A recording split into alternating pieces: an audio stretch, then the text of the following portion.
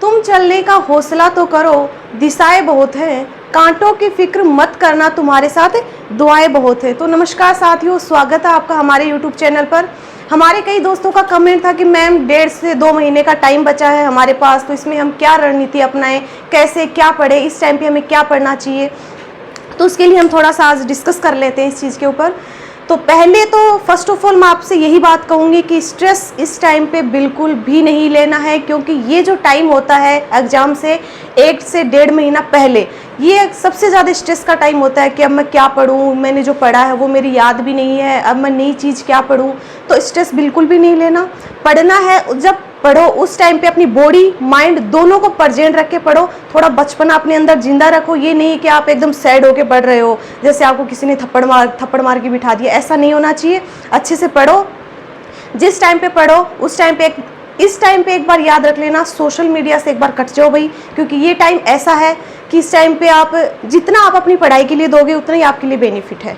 तो इस टाइम पे स्मार्ट स्टडी करनी है, न कि आपको बॉडी आपकी प्रेजेंट है, माइंड अपसेट ही चल रहा है कहीं पे, तो ऐसा नहीं होना चाहिए। तो सबसे पहले हम क्या करेंगे, फिजिकल के बारे में आपको थोड़ा बताती हूँ।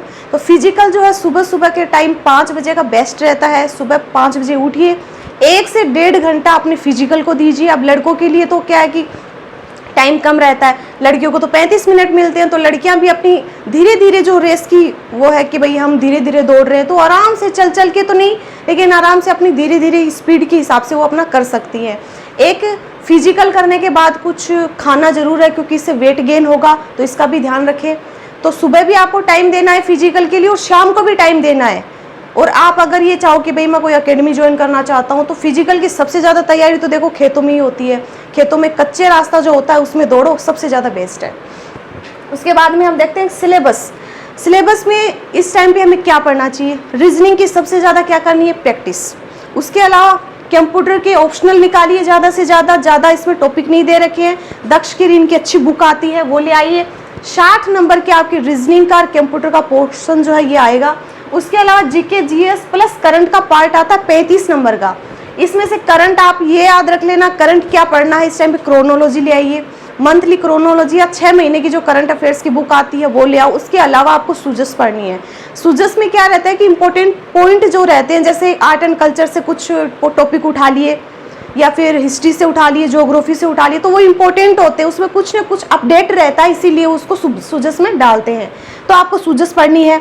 सूजस मैंने टेलीग्राम पे भी चैनल जो है हमारा, लिंक मैंने डिस्क्रिप्शन में दे रखा है, उसको पढ़िए। मंथली सूजस और इम्पोर्टेंट जो टॉपिक है आर्ट एंड कल्चर के, हिस्ट्री के, ज्योग्राफी के, वो भी मैंने करवा रखे हैं।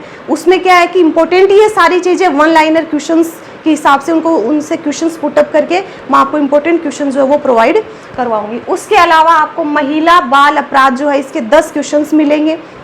महिला बाल अपराध में क्या है कि अब टॉपिक पढ़ने का या फिर उसको गहनता से पढ़ने का टाइम नहीं है, ज़्यादा से ज़्यादा ऑप्शनल निकालो। जो भी इंपॉर्टेंट धाराएं होंगी महिला बाल अपराध में उसको अलग से करेंगे।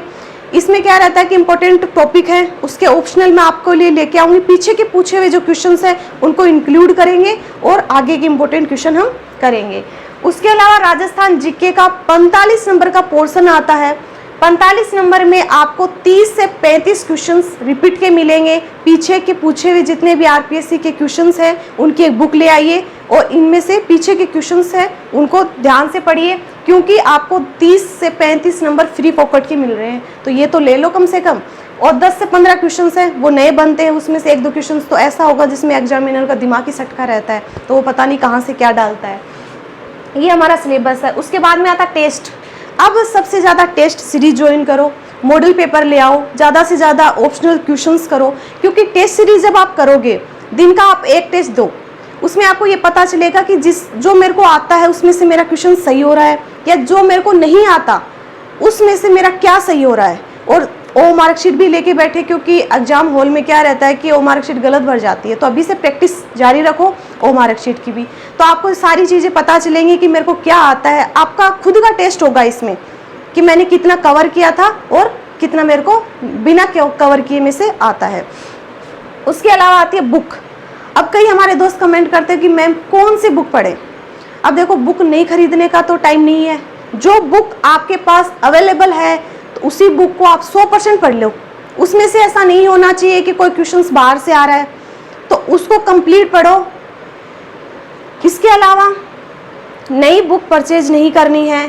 कोई भी आपको कहे, कोई भी यूट्यूबर या कोई भी आपके टीचर वगैरह है, वो आपकी सोच है, आप क्या करते हो, क्या खरीदते हो, लेकिन मेरा यही मानना है कि इस टाइम पे आपको नई बुक नहीं परचेज करनी है। जो बुक है उसी में से कंप्लीट पढ़ो। करंट का मैंने बता दिया, सूजस पढ़नी है। उसके अलावा जो भी अपडेट होगी वो हम आपको देते रहेंगे। इस टाइम पे स्मार्ट स्टडी कीजिए। जो भी हमारी तरफ से मेहनत लगेगी और आपकी कोशिश, हमारी थोड़ी सी कोशिश और आपकी मेहनत अगर रंग लाएंगी, वो हमारे लिए बहुत बड़ी बात होगी। इसके अलावा वैकेंसीज जो है वो कह रहे हैं हमारे दोस्त कि मैम कहाँ से फॉर्म फिल करें, तो एक दूरसंचार की वैकेंसी है, उस पर ध्यान दे लेना। जिनके 12वीं में साइंस है वो तो दूरसंचार की नौकरी, ये जो पोस्ट निकली है उस पर ज़रूर भरना, ठीक है। उसके अलावा कोई भी अपडेट होती है तो हम आपके साथ ज़रूर शेयर करेंगे और मिलते हैं कोई नेक्स्ट सेशन में। आज के लिए धन्यवाद।